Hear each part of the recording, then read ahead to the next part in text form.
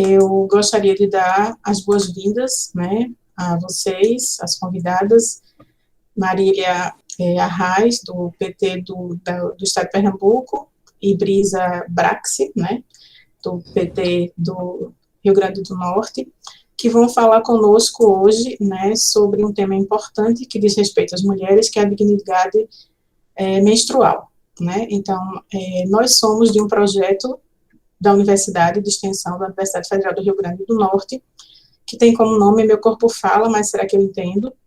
Eu sou a coordenadora desse projeto, né, eu sou do Departamento de Fisiologia e Comportamento do Centro de Biociências, da UFRN, e aqui conosco temos alguns alunos desse projeto, né, Anderson, Brenda e Letícia. Anderson e Brenda são alunos do curso de odontologia da UFRN, e Letícia é aluna do IFRN, né, da Cidade Alta, e é envolvida com o movimento estudantil, né, pela educação, pelas melhores condições de ensino, né, no Estado e no Brasil como um todo, né.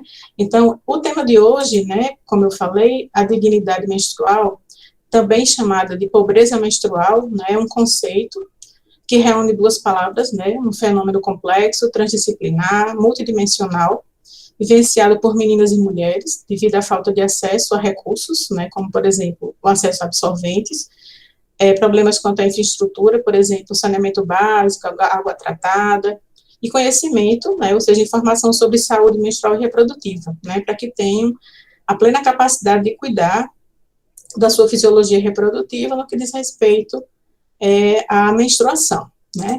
Então, eu queria que vocês se apresentassem, né, Marília e Brisa, falando um pouquinho dessa iniciativa de vocês quanto ao tema da pobreza menstrual ou da dignidade menstrual, né, de acordo aí com algumas nomenclaturas. Fiquem à vontade. Boa noite, professora, boa noite, Brisa, boa noite a todos os alunos. É uma alegria a gente poder falar sobre esse tema, né, divulgar mais sobre como foi todo esse processo, né, e falar com vários estados do país, estados e municípios que tiveram iniciativas semelhantes. E principalmente porque, quando a gente começou a falar sobre esse tema, foi uma quebra de tabu. Não é? A gente sabe que determinados assuntos relacionados à mulher, ao corpo da mulher, ou a vivências sociais que a mulher passa, muitas vezes foram socialmente impostos resignados a ficarem na esfera privada. E isso retardou por muitos anos a elaboração de políticas públicas sobre o assunto.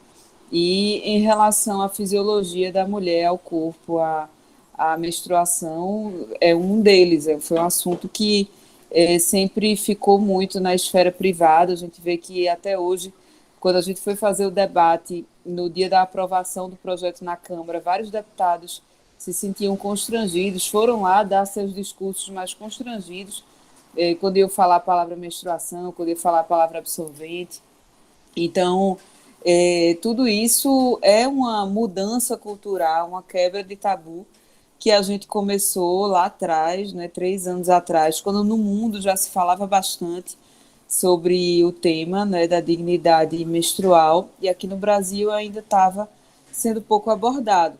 No início, até pelas redes sociais, fizeram algumas chacotas, disseram que colocaram apelidos pejorativos no projeto de lei, disseram que era uma lei inútil, mas com o tempo vários parlamentares, deputados federais, senadores, foram enxergando a importância, várias professoras foram relatando que passavam no dia a dia há muitos anos nas escolas, como viam as meninas faltando aula, perdendo aula, porque não tinham acesso a esse artigo de higiene, né?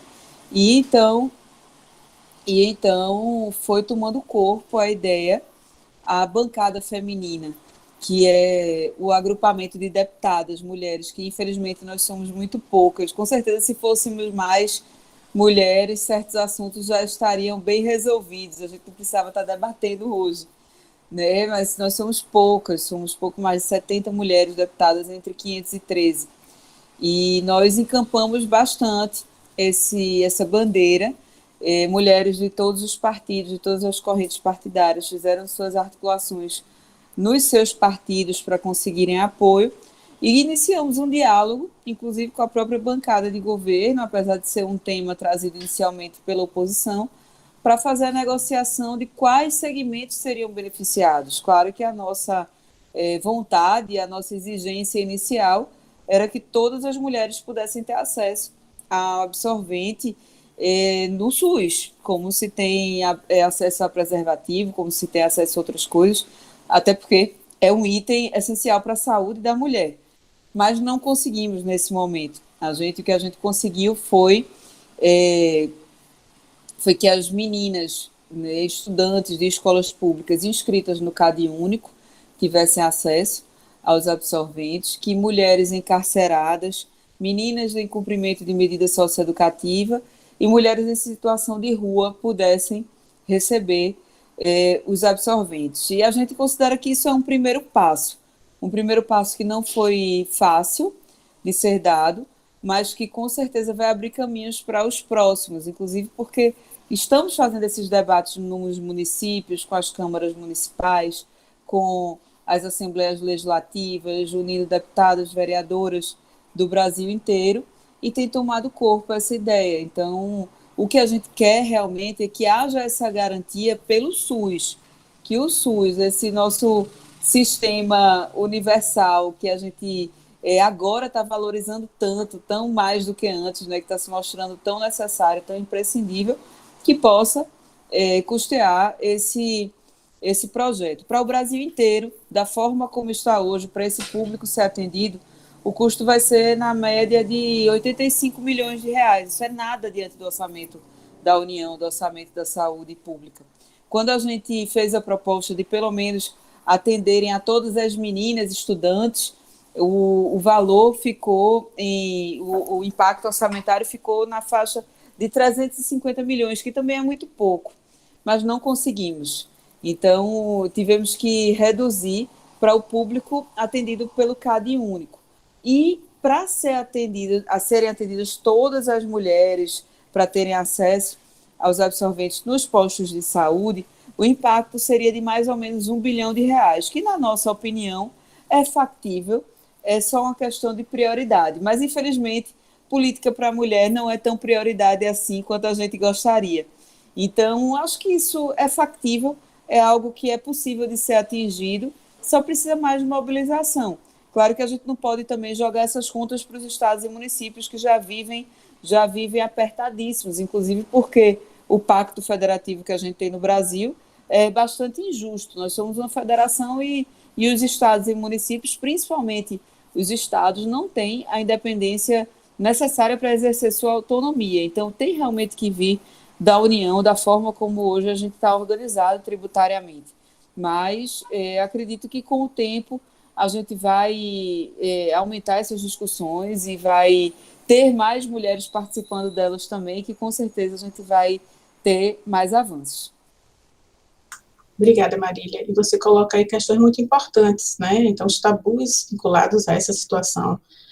Um evento fisiológico da mulher que acontece desde que a mulher surgiu na humanidade, né? Ela não é nenhuma novidade. Né? E as pessoas ainda têm esse estigma e pudor de falar de uma coisa que é natural, né? No mundo feminino. Né? As fêmeas, não somente as mulheres, mas as fêmeas de uma forma geral. As fêmeas mamíferas. Todas, né? Todas essas que menstruam, né? Dentre os primatas.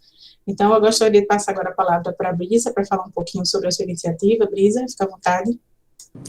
Boa noite, professora Maria. Queria começar parabenizando a Marília, assim, dizer que eu fiquei muito feliz no dia que acompanhei a votação, todo o processo lá. Sim, para nós que estamos aqui a nível municipal, que estamos nas câmaras municipais, é muito importante esse avanço a nível nacional, a nível federal. Dá todo um outro patamar de legitimidade, inclusive para esses projetos que a gente também está apresentando a nível municipal, a nível estadual, né? Eu sou Brisa, estou no meu primeiro mandato, sou vereadora em Natal pelo Partido dos Trabalhadores e das Trabalhadoras. Tenho 23 anos, sou a mulher mais jovem da história que ia ter sido eleita, sou estudante de História na UFRN, sou militante da Marcha Mundial das Mulheres, né, venho e fui uma candidata que vinha de origem dos movimentos sociais, principalmente dos movimentos estudantil e do movimento de mulheres. Então, falar dessa pauta que a gente está tratando aqui hoje é falar, talvez, de um dos maiores casamentos, assim, desses lugares de origem que eu venho. Esse debate da dignidade menstrual, da pobreza menstrual, a primeira vez que eu tive contato foi quando eu fui diretora de mulheres da UBS, da União Brasileira dos Estudantes Secundaristas, e a gente passava nas escolas, reunindo com os grêmios, tentando formar coletiva de mulheres nas escolas, e sempre quando a gente reunia as mulheres, tinha essa pauta, tinha esse questionamento e tinha essa demanda que sempre era trazida e era apresentada sobre a dificuldade de algumas meninas que viviam em situações mais apertadas, de vulnerabilidade social, que deixavam de fato de frequentar a escola, de frequentar o colégio nos dias que estavam menstruadas, porque não tinham acesso a esses itens básicos, né? Então, foi uma pauta que eu primeiro tive contato quando eu fui do movimento estudantil na diretoria de mulheres, e a gente debatia sobre isso, enfim, na época, né, nesse lugar de movimento, ia para a Câmara, conversava com os vereadores, tentava ir na Secretaria de Educação. E quando eu me tornei agora vereadora, logo, né, tomei posse em janeiro, e aí no mês de março a gente fez uma grande força-tarefa para pensar projetos de lei que fosse da pauta da política pública para as mulheres, para apresentar no mês de março, já que é o mês alusivo também ao Dia Internacional da Mulher, por conta do 8 de março. E aí a gente construiu 10 projetos de lei pela vida das mulheres, porque a gente queria também que a nossa entrada na Câmara, no Legislativo Municipal, fosse marcado por uma produção que colocava no centro da produção e trazia para o centro do debate as políticas públicas para as mulheres. Eu me sinto muito representada quando Marília disse que dentro do orçamento essas políticas públicas não são priorizadas, porque isso é muito verdade e isso reflete um dos nossos maiores desafios quando a gente está no Legislativo, quando a gente está no Parlamento, porque quando a gente apresenta um projeto de lei que vai transformar de fato a vida das pessoas, eles logo querem vir com o debate da burocracia, do orçamento, da constitucionalidade. E o orçamento, né, eu digo muito, é uma questão de prioridade, é uma questão de entender o que é prioritário. E o debate que a gente tem feito, que é necessário entender como prioritário, é a permanência dessas mulheres dentro das salas de aula, dessas meninas jovens dentro das salas de aula, e a garantia da dignidade dessas mulheres quando estão passando por um processo natural, fisiológico, que as mulheres passam por todos os meses. O que tem que ser rompido é essa estrutura de vergonha, de tabu, que quem impôs foi o patriarcado, porque tema de mulher não se fala, questões da realidade das mulheres se joga para debaixo do tapete, que as mulheres foram ensinadas a não conhecerem o seu próprio corpo, a não terem liberdade de dialogar sobre as suas próprias vidas, existências, autoconhecimentos. E o que a gente está trazendo aqui é para além do processo da garantia do absorvente. É um processo de dizer que conversar sobre menstruação tem que ser naturalizado, que conversar sobre as meninas jovens que estão nas escolas estaduais, municipais, sobre menstruação é necessário, porque faz parte de um debate de autoconhecimento do corpo, de saúde da mulher, inclusive, de romper com essa visão conservadorista de que nós não temos que tocar em certos assuntos. Não, de forma alguma. Ninguém está afastar de vez essa névoa que tentou ser colocada de que o debate de gênero, o debate de sexualidade é um debate que tenta sexualizar as pessoas. Não é isso que as mulheres têm trazido no último período. O que a gente está falando é sobre saúde, é sobre autoconhecimento. Então foi muito nesse sentido, né, de acreditar que o que a gente está falando não é só o acesso ao absorvente, é também, e é muito importante, mas é para além disso. É um processo de debate, de autonomia dos corpos, de conhecimento dos corpos, de naturalizar os ciclos das mulheres, a realidade da vida das mulheres. A gente apresentou esse projeto de lei, nosso projeto não foi aprovado ainda, está no processo de tramitação, mas graças à iniciativa da deputada Marília Reis e também acho que de como também toda essa pauta ganhou espaço dentro da grande mídia, isso conseguiu sensibilizar parte dos vereadores, que eu também sou líder da bancada da oposição aqui em Natal, a gente tem um prefeito do PSDB, então assim, nós somos da bancada de oposição, mas temos muita esperança que a gente vai conseguir aprovar também esse projeto de lei na Câmara Municipal de Natal, não só esse, como outros projetos de lei pela vida das mulheres, que tratam das mulheres na cultura, que trata sobre a Lei Maria da Penha nas escolas, enfim, diversas iniciativas que a gente vem tentando tocar nesse espaço que é tão duro, que historicamente jamais tocaria nesse assunto, porque historicamente era um espaço ocupado só e somente por homens velhos, brancos, e que não estavam nem aí, nem dispostos a ouvir o que era parte dessa realidade das mulheres. Obrigada, Brisa. E você falou uma coisa importante. Eu há 12 anos tenho esse projeto que discute fisiologia reprodutiva, tanto de meninos quanto meninas, nas escolas públicas e privadas aqui do RN. E eu sempre faço questão de, quando eu vou para as escolas, levar tanto meninos quanto meninas, e o menino falar sobre a menina e a menina falar sobre o menino, o corpo de cada um. A professora, eu vou falar sobre o corpo da menina, mas claro, você não convive com mulheres, você tem que entender tudo que acontece com elas e elas têm que entender o que acontece com você. Então, a educação é a porta de tudo, você naturalizar a partir da conversa, da explicação e mostrando razões. Muito obrigada pela sua apresentação do seu projeto, do seu trabalho dentro da Câmara. E aí eu passo agora a palavra para Brenda, para Anderson e para Letícia, para conversar um pouquinho com vocês sobre essa questão da dignidade sexual. Desculpa, dignidade menstrual. Professora, eu queria só acrescentar algo que eu esqueci na minha fala, parabenizar a Brisa também pelo mandato. Eu, quando tive meu primeiro mandato de vereadora aqui no Recife, tinha a idade dela, e já faz alguns anos que estou nessa caminhada, já sou jovem há mais tempo. Eu tive 3 mandatos de vereadora, estou agora no meu primeiro mandato de deputada federal.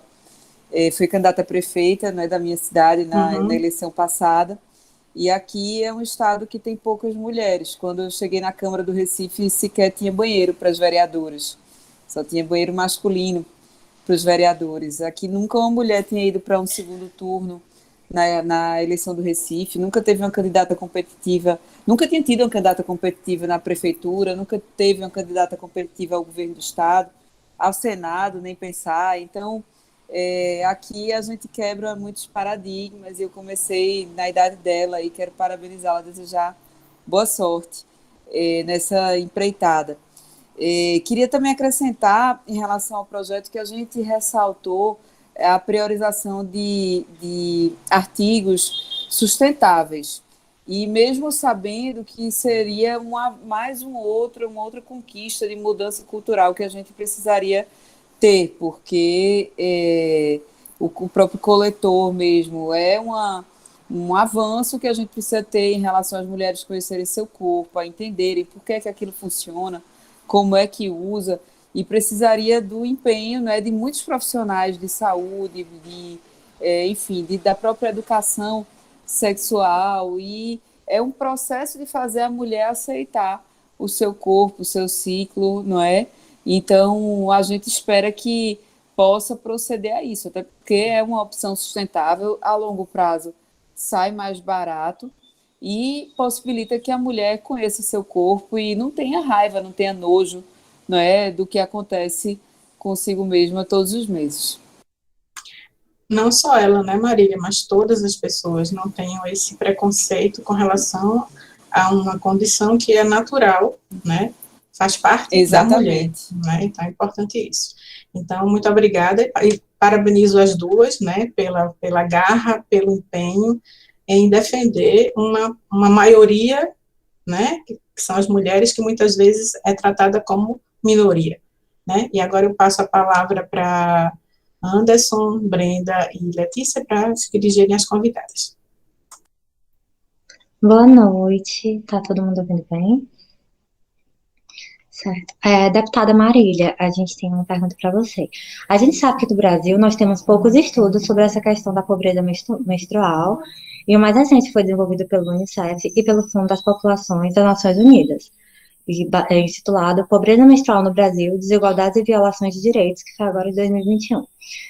Nós sabemos que isso foi baseado em dados do IBGE, e nesse sentido, essa carência de informações, ela dificulta a elaboração de projetos de lei, no desenvolvimento de políticas públicas em geral.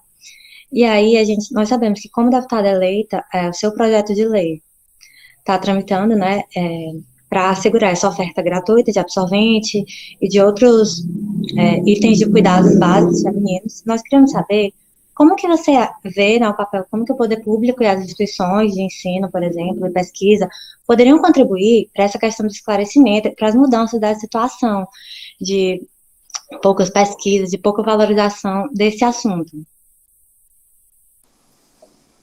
Eu acho, Larissa, primeiro que a gente, nesse momento que a gente está vivendo, o desmonte das universidades, da negação da ciência, tudo isso fica bastante dificultado, principalmente num tema que não é priorizado, porque normalmente o que é relativo à mulher, infelizmente, não tem prioridade, porque nós somos minoria nos espaços de poder e decisão.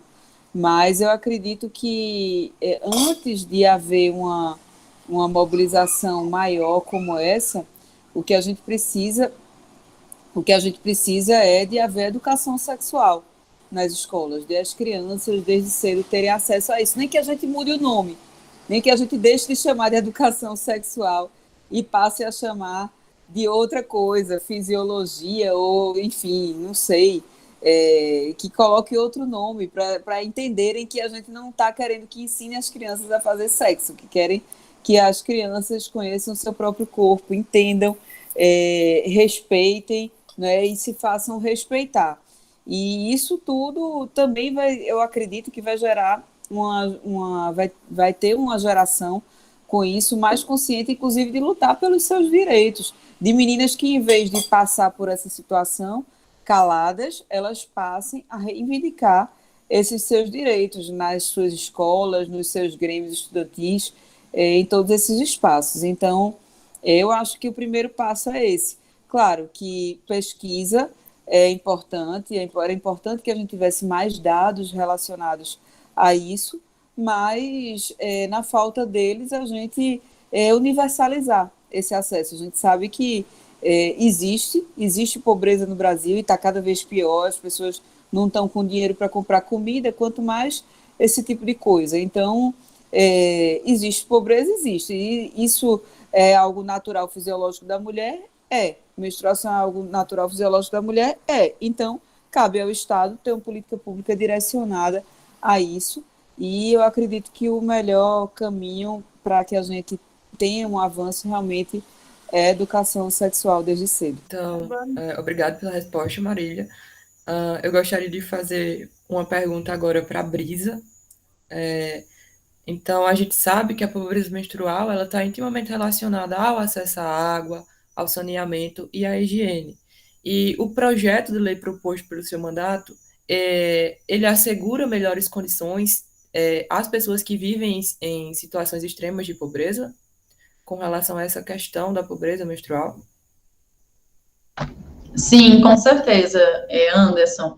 Nosso projeto ele foi pensado para atender prioritariamente pessoas em vulnerabilidade social. São essas as pessoas que têm cadastro único, que são atendidas pelos CRAs, os Centros de Referência de Assistência Social, tanto que no nosso projeto, a ideia, assim como até um pouco do que Marília trouxe, assim, como para colocar a distribuição pelo SUS, tinha muita resistência de como que essa distribuição poderia ser feita e do impacto orçamentário que isso poderia ter, a gente colocou para essa distribuição ser feita ou no CRAS, porque lá já são atendidas pessoas que buscam centro de referência em assistência social, então já são majoritariamente pessoas em vulnerabilidade social, então de serem entregues através dos CRAs, ou através também da própria escola, né, do próprio centro educacional, que também tem esse levantamento e esse cadastro socioeconômico das alunas. Então, a priori, o nosso projeto é para distribuição nesses dois espaços, no CRAS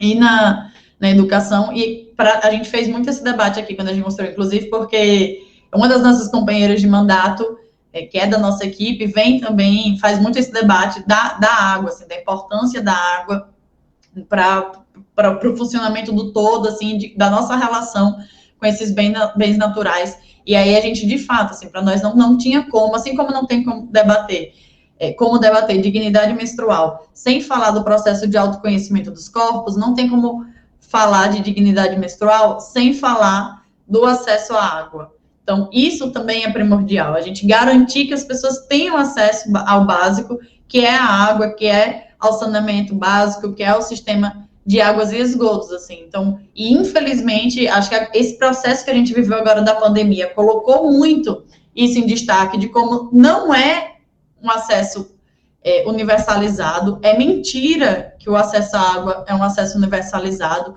não é verdade, basta ir para as periferias da cidade, basta ir para as favelas e centros periféricos, porque não é verdade, não são todas as pessoas que têm acesso ao saneamento básico, não são todas as pessoas que têm acesso à água encanada, isso não é uma verdade. Então, acho que esse processo que a gente viveu da pandemia rompeu um pouco com esse mito e fez a gente conseguir enxergar que, inclusive, quanto mais desigualdade social a gente tiver, mais existirão pessoas que não conseguirão ter esse acesso. Nós temos que falar, inclusive, sobre a realidade das mulheres que estão vivendo em situação de rua e que aumentam a cada dia mais, porque são mulheres, chefes de família, que não estão conseguindo pagar os seus aluguéis, porque ou escolhem pagar o aluguel ou comprar a comida. Entre comprar o leite para a criança e pagar o aluguel, o dinheiro vai para a comida, para a alimentação, para a lata de leite. E essas mulheres estão indo, montando barracos, barracões, embaixo dos viadutos, nas pontes, nos lugares das cidades, que são os lugares da cidade que estão ficando marcados pelas populações em situação de rua. E essas mulheres? O absorvente é suficiente para essas mulheres? O coletor menstrual é suficiente para essas mulheres? Não é, porque elas têm um acesso anterior, um direito anterior que já está sendo negado, que é o direito à moradia, que é o direito ao acesso ao saneamento, que é o direito à água. Então, quando a gente está falando de dignidade menstrual, e eu faço muita questão, né, a gente tem feito muita questão de usar sempre o termo da dignidade menstrual, porque para a gente não é pobreza menstrual, é pobreza, ponto. O problema não é a pobreza menstrual, o problema é a pobreza imposta pelo capitalismo. Esse é o problema estrutural que organiza essa sociedade que a gente está vivendo nesse momento e que se aprofunda nas desigualdades. O problema não é a pobreza menstrual, é o aprofundamento da pobreza do nosso povo. E o que a gente quer e está lutando para garantir é a dignidade menstrual nesse momento, assim como o campo de dignidade humana e dos direitos humanos aí que cada um deve ter. Eu vou fazer uma pergunta e vai ser direcionada à Brisa. A gente já comentou aqui como essa questão da menstruação ainda é um tabu e da saúde reprodutiva, tudo isso. E aí eu queria saber, durante a sua formação escolar, se você teve acesso a essas informações sobre saúde reprodutiva, como a menstruação, de forma clara e didática, e não passada por cima. Eu faço parte do grande bonde que teve isso passado por cima em alguma aula de biologia, lá pelo 6º ano, 7º ano, e que quando colocava no quadro, ou metade das pessoas ria e tirava onda, as meninas abaixavam a cabeça e olhavam para baixo, porque o tabu é tão forte, né, que mesmo colocando lá na época não era nem data show, era até outro nome, mas colocando lá no quadro, a gente preferia olhar para baixo, fingir assim, saía da sala, mas porque é isso, assim, como não é naturalizado, então é mais fácil ignorar, porque ia ser só em uma aula, do que, de fato, romper, né, com todo esse preconceito, essa vergonha, esse tabu que era colocado. Então, eu faço parte desse grande bolo de pessoas que teve acesso a isso de uma forma muito superficial, em alguma aula de biologia, e que quando foi tentado apresentar, não foi de uma forma sensível, não foi a partir de nenhum método Paulo Freireano que conseguisse dialogar um pouco com a nossa realidade, compreender que esse tema era um tabu e que não era só apresentar lá, né, o órgão genital e dizer que isso acontecia, mas que precisava de uma sensibilidade muito maior, inclusive, para que isso pudesse ser encarado de fato dentro da sala de aula com mais naturalidade, assim. Então, não tive, assim, tenho a sorte, o privilégio de ter uma mãe muito aberta, muito parceira, companheira nesses processos da militância, assim. Então, o contato que eu tive maior foi mesmo no espaço familiar e depois mesmo dentro do movimento de mulheres, com certeza. Aí, quando eu, aí, aos 15 anos, já entro de cabeça no movimento de mulheres, aí eu acho que é o espaço formativo mesmo, de compreender que isso era um tabu, de compreender que eu ainda tinha vergonha, ficava desesperada quando ia para a escola, meu Deus, minha calça vai manchar em algum momento eu vou passar essa vergonha. Meu Deus do céu, entender que todo aquele desespero que eu sentia, que eu era uma que não queria ir para aula quando estava menstruada, porque eu morria de medo de que achava que minha calça ia manchar em algum momento, então eu inventava que estava com muita cólica, pedia para não ir para aula no dia que estava menstruada, então assim, não, tudo bem, não era por conta do acesso ao absorvente, mas era por conta desse tabu enraizado, dessa pressão que está sobre a vida das mulheres e sobre esse processo que era para ser natural. E aí, na sua opinião, de pessoa que vivenciou isso, enquanto até diretora da UBS e agora vereadora, quais são as consequências dessa carência de informação, tanto na construção da consciência coletiva, quanto na consciência corporal da gente, que é mulher, da gente que é jovem, até também isso acaba influenciando os próprios meninos.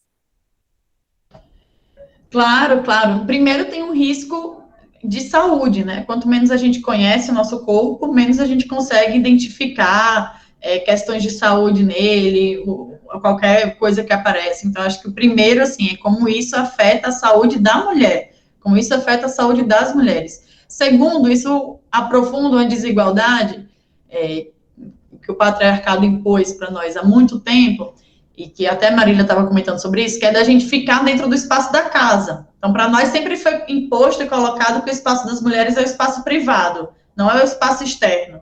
Então, quando a gente segue fortalecendo uma lógica de que a gente não vai falar sobre menstruação, que as mulheres vão ter vergonha disso, que para as mulheres, quando estiverem nesse período, é melhor não sair de casa, ficarem nas suas casas, então a gente se prejudica, seja na escola, no trabalho, e fortalece essa lógica patriarcal de que o espaço das mulheres é o espaço privado da casa. Então, acho que essas são um pouco das consequências, e aí, bem, isso dá prejuízo na escola, dá prejuízo no trabalho, dá prejuízo nas relações sociais, e um prejuízo que a gente não precisa carregar, até porque já carregamos vários outros prejuízos impostos também por esse sistema patriarcal, racista, etc.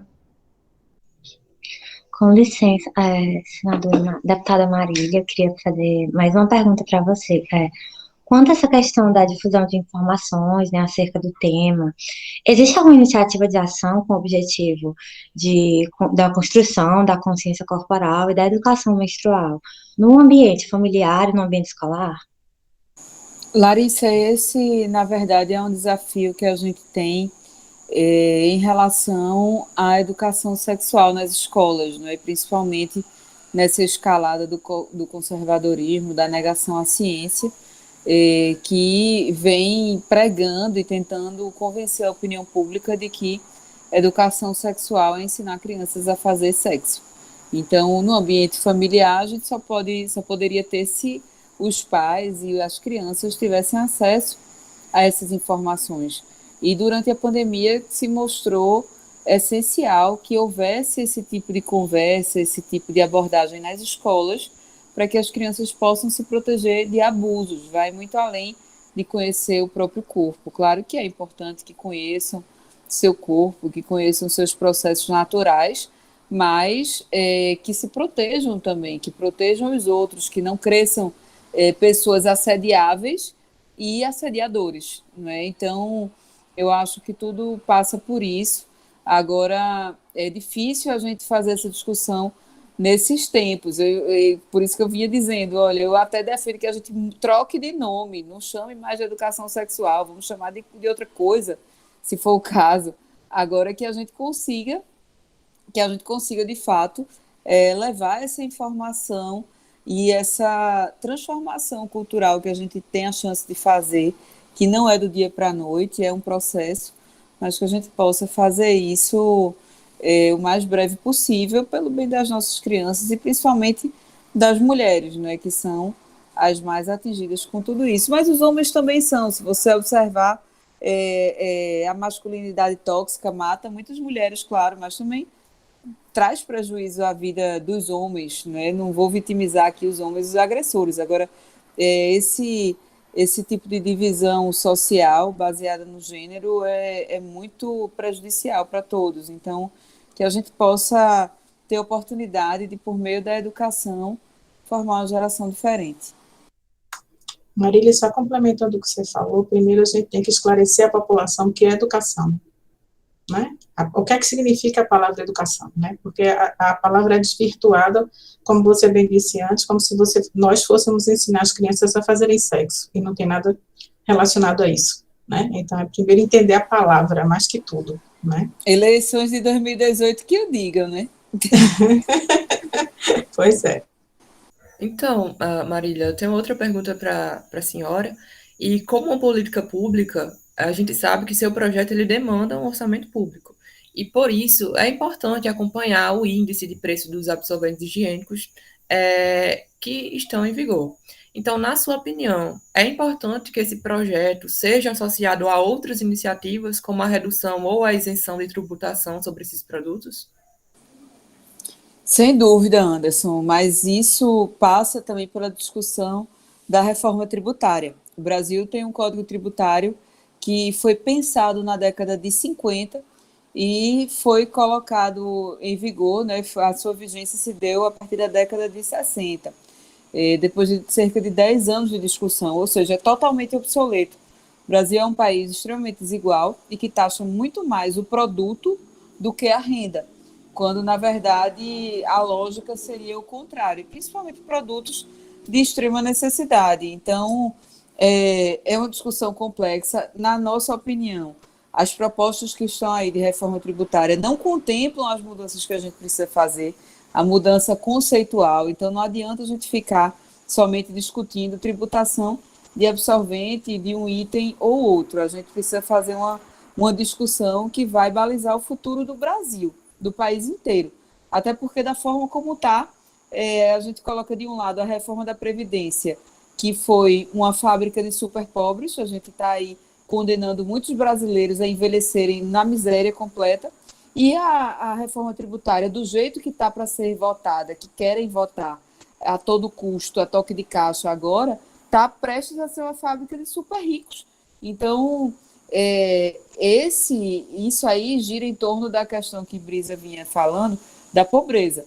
Realmente não é a pobreza menstrual, é a pobreza que existe e que a gente ou luta para diminuir essa desigualdade extrema entre ricos e pobres, ou então a gente está fadado a ter muitos problemas nos próximos anos. Então, tem que ser casado com outras atitudes, sim, com outras medidas, inclusive tributárias, mas eu não acho que deva se fazer discussões pontuais, só para inglês ver. Tem muito deputado que aí propõe, vamos colocar o absorvente como item tal ou item qual. Não, a gente precisa fazer uma discussão tributária completa e mais transversal no Brasil, para que a gente mude o conceito de tributação. Agora, em relação a medidas, eu acredito que a medida principal seria na educação e no Sistema Único de Saúde. E eu acredito que no Sistema Único de Saúde tem vários profissionais aí que estão sedentos para colocar em prática várias medidas, atitudes, programas que iriam levar a uma inclusão social, porque quando a gente fala de entender sobre o próprio corpo, entender sobre tudo isso, a gente está falando de inclusão social também, e quem é apaixonado pelo SUS, como a gente vê aí tantos profissionais que dedicam suas vidas ao SUS, sem dúvida alguma está aí querendo também fazer esse tipo de inclusão social. Eu acho que tem que casar duas políticas muito amplas e não ficar discutindo um pontinho aqui, outro ali, que termina servindo mais para fazer política, dar discurso e fazer palanque. Brisa, eu queria te fazer uma pergunta. Além das mulheres cisgêneros, nosso projeto ele também engloba homens transgêneros e pessoas não binárias. E a gente queria saber se nós podemos considerar isso como evolução também no avanço das políticas públicas para a comunidade LGBTQIA+. Isso mesmo, assim, uma coisa bem legal até de compartilhar, assim, é que quando a gente elaborou o projeto, a primeira minuta do projeto, a gente não tinha incorporado isso. Só que a gente tem uma prática no mandato que todo projeto que a gente, todo não, né, mas grande parte dos projetos, e principalmente os projetos, assim, que tem um impacto real na vida das pessoas, a gente pensa o projeto e faz depois várias reuniões com grupos, professoras, sujeitos que estão, né, envolvidos na temática do projeto. E aí, a partir dessas reuniões que a gente foi fazendo, surgiu esse questionamento, o levantamento dessa demanda. E aí a gente fez uma emenda, nós mesmos apresentamos uma emenda ao nosso próprio projeto, incluindo essa questão das pessoas não binárias e dos homens trans. Então, acho que, assim, foi um avanço, acho que isso é um avanço, inclusive, para compreender essa política. Claro, né, a gente fala muito que é uma política pública para as mulheres, e eu acho que não deixa de ser uma política pública para as mulheres, mas a gente também tem o desafio de pensar como uma política pública para as pessoas que menstruam, compreendendo que também há pessoas que menstruam que não necessariamente são mulheres. Acho que isso faz parte de um desafio, que é um desafio para todos e todas nós. Acho que nem eu, ninguém está isento desse desafio. Acho que esse é um processo que nós estamos nos desafiando, inclusive, de compreensão dessa questão da menstruação como uma questão que não é somente das mulheres, mas que é também dos homens trans, né, que inclusive de uma forma muito mais violenta, inclusive, né, de uma forma muito mais sensível de ser colocado na ordem do dia do debate, assim, mas acho que é um avanço, acho que foi um avanço aqui a nível municipal, e que eu acho que a gente tem que repercutir, assim, e pensar que todos os projetos também acolham essas pessoas, assim, que para a gente não faz sentido fazer pela metade, né, a gente quer incluir e acolher o máximo possível. Eu gostaria de fazer agora uma pergunta para a Letícia, né, que também é convidada nossa, não faz parte do nosso grupo de todos os dias. Letícia, você vivenciou alguma situação ou presenciou alguma situação de pobreza menstrual entre as pessoas que você convive? Como integrante do movimento estudantil, eu nunca, assim, pessoalmente, nunca presenciei com as minhas amigas nem nada disso, porque eu venho de escola particular, esse tipo de coisa.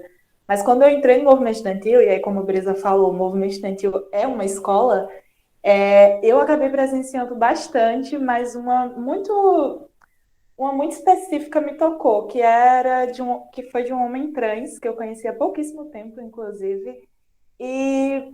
Ai, nossa, dá vontade de me emocionar, porque esse assunto é um assunto muito delicado.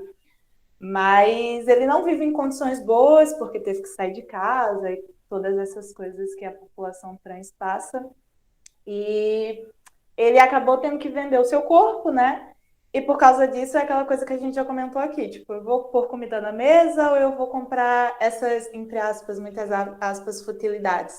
E aí isso, quando Edmundo, que estudou na mesma escola que eu, no IFRN, me chamou, e quando ele falou que o assunto é justamente isso, dignidade menstrual, eu fiquei totalmente encantada e agradecida, porque é uma coisa que eu estou acompanhando de perto agora e casou muito.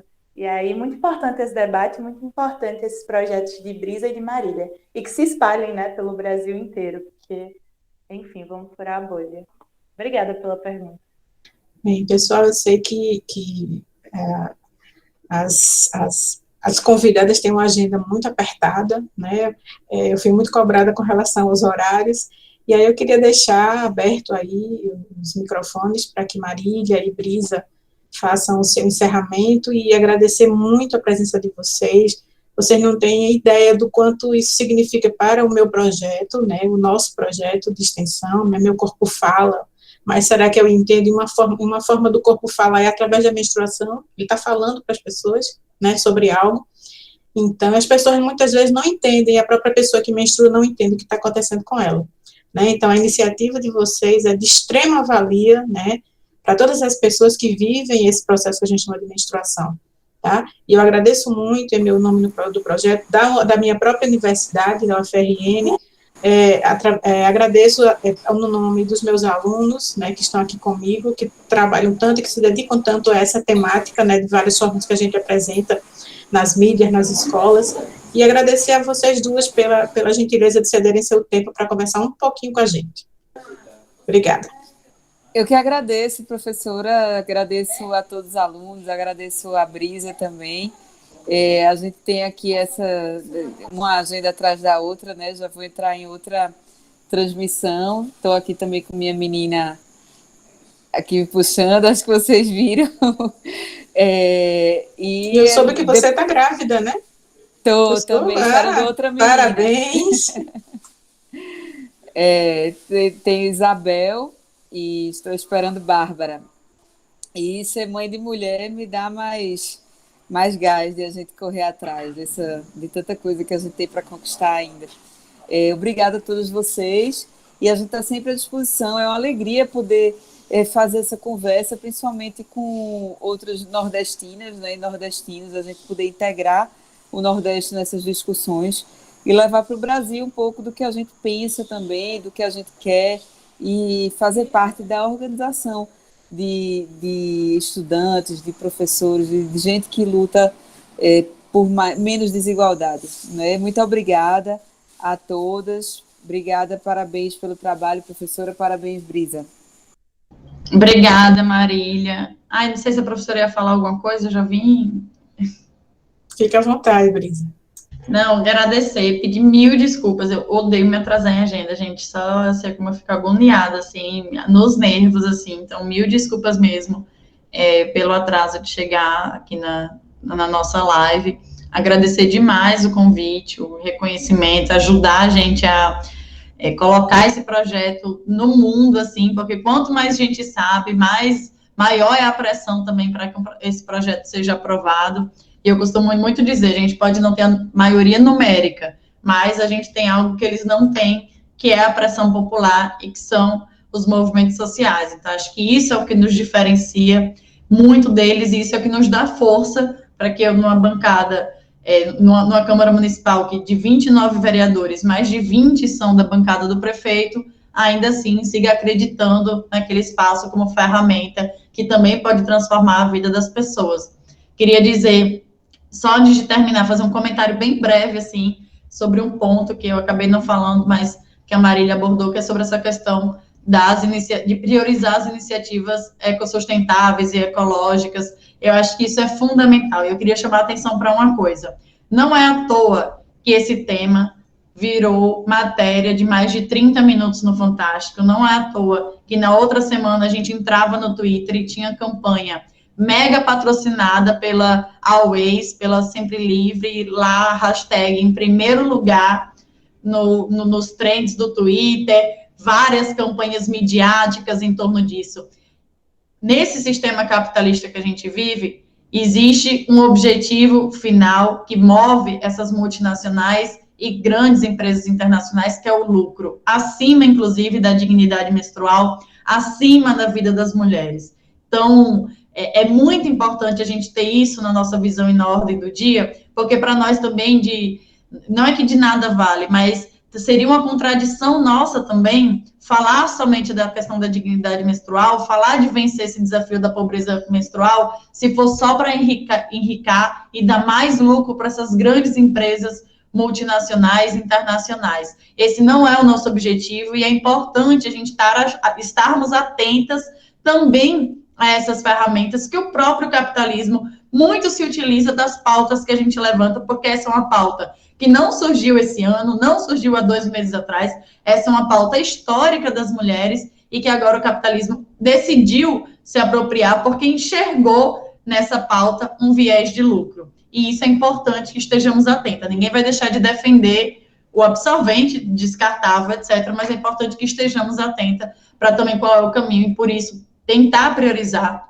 e conhecer também cada vez mais outras iniciativas, como são, por exemplo, as calcinhas menstruais, né, as calcinhas coletoras, calcinhas absorventes, saber, né, a gente tem feito esse debate aqui, entender, por exemplo, se há alguma possibilidade de mulheres, através da economia solidária, produzir esse tipo de calcinha absorvente, que tipo de tecnologia são utilizadas nelas, porque eu acho que isso sim, para nós, seria o mais rico. A gente vencer a pobreza menstrual, garantir a dignidade menstrual, ao mesmo tempo que a gente gera renda e autonomia financeira para as nossas mulheres e não lucro para essas multinacionais. Então, queria só fazer esse comentário antes de terminar, porque eu acho que nesse debate que a gente está fazendo, e acho que essa live de hoje fez de uma forma que não foi superficial, né? Eu já dei muitas entrevistas sobre esse tema, mas sempre são entrevistas de 2 minutos que a gente não consegue aprofundar de fato nesse debate. Acho que hoje a gente conseguiu aprofundar, conseguiu ver várias minúcias desse tema, e eu não me sentiria bem de sair daqui se também não trouxesse esse debate, não trouxesse esses elementos, assim. Então,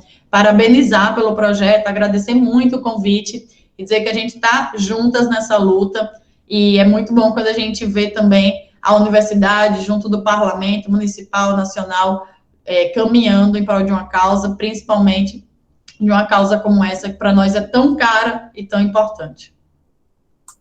Mais uma vez, obrigada a todos, Marília, felicidades com o seu novo bebê, que está chegando aí, essa nova mulher que vai ter garra como você tem, né, para lutar, uma voz, né, e tem muitas outras que não são femininas, né, mas que se faz ouvir, né, é importante, Brisa também, e agradecer a todo mundo, né, hoje foi um dia muito feliz para todos nós do projeto, e vocês fazem parte dessa felicidade, muitíssimo obrigada.